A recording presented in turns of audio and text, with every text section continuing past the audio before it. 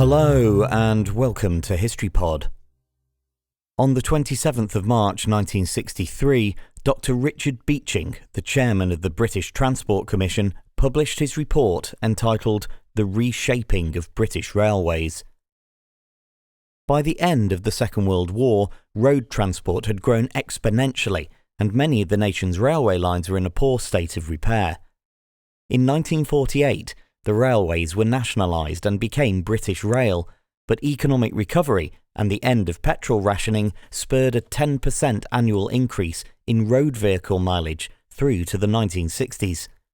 This had a devastating impact on the railways, which saw income slowly fall below operating costs.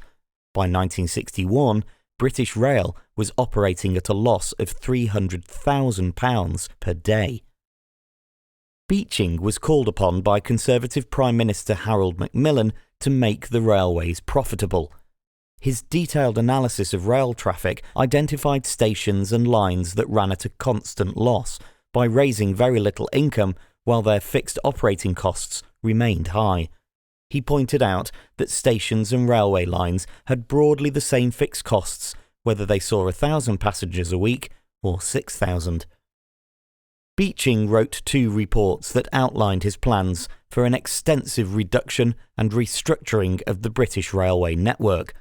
The first of these, The Reshaping of British Railways, recommended that 6,000 out of the existing 18,000 miles of British railway line should be closed entirely, while others should only serve freight. Meanwhile, 2,363 stations were to close. Not all the recommendations were implemented, but the subsequent Beeching cuts resulted in the closure of 2,128 stations, thousands of miles of track, and the loss of up to 70,000 jobs.